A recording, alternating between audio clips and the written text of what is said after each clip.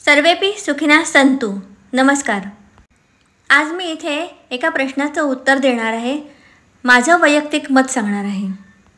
प्रश्न असा विचारला होता की आपण ज्या पूजा करतो देवाची त्यावेळेला भारतीय वेशभूषा म्हणजे साडीच नेसायला पाहिजे का?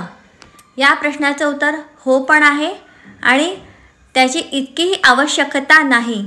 भारतीय वेशभूषा म्हणजे साडी नेसलेली स्त्री ही नुसतीच सुंदर आणि रेखीव दिसत नाही, तर ही शालीन आणि सोज्वळ दिसते।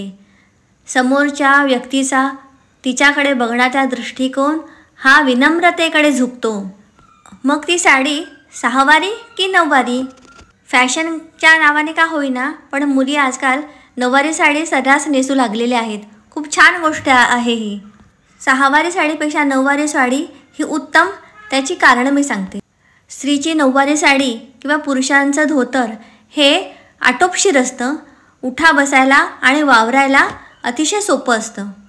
अष्टांग योगाच्या दृष्टीने विचार केला तर मूलाधार चक्र पूजा करताना बंध लावणं गरजेचं असतं, पण सर्वसामान्य आपण माणसं आपल्याला या योगाच्या क्रिया काय माहीत। धोतर किंवा नऊवारी साडी यांना काष्ट असल्यामुळे अपान वायू आपोआप नियंत्रणात राहू शकतो। आता आरोग्याच्या दृष्टीने सांगते, ज्यावेळेला आपण पूजापाठ करतो त्यावेळी आपल्याला बऱ्याच तास बसायचं असतं। नऊवारी साडी किंवा धोतर यांना कमरेला घट्ट बांधलेल्या गाठीने बांधलेल्या असल्या कारणामुळे एक प्रकारचा कमरेला छान सपोर्ट मिळतो आणि आपल्याला त्रास होत नाही। आत्ताचा काळ टाईम इज मनी असा असल्यामुळे आजकाल पूजापाठ करताना धोतर किंवा नऊवारी साडी नेसणं हे वेळेअभावी जमेलच असं नाही। मग अशा वेळी काय करायचं? तुम्हाला ज्या वस्त्रामध्ये ज्या कपड्यामध्ये सहज वावरता येईल असे कपडे घातले तरी चालतील। फक्त ते कपडे धूत वस्त्र म्हणजे धुतलेले शुद्ध स्वच्छ असले पाहिजेत, हा एकच महत्त्वाचा नियम आहे। शुचिर्भूत होऊन धूत वस्त्र परिधान करून पूजा करणं याच्यापेक्षा हायजेनिक काय असू शकतं? यापेक्षा मी म्हणेन आपण ज्या देवाची पूजा करत आहोत त्या देवाशी, त्या परमात्म्याशी पूजा करताना एकरूप होणं हे जास्त महत्त्वाचं आहे।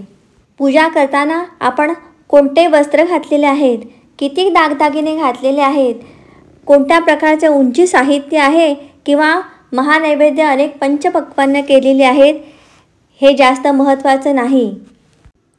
कारण राजा महाराजांच्या षड्रस अन्न आणि पंचपक्वान्नांनी देव प्रसन्न होतो, तसा सुदामाच्या मुठभर पोह्यांनी आणि शबरीच्या उष्ट्या बोराने सुद्धा देव प्रसन्न होतो। देव बाह्य गोष्टीने नाही तर भक्तीने प्रसन्न होतो।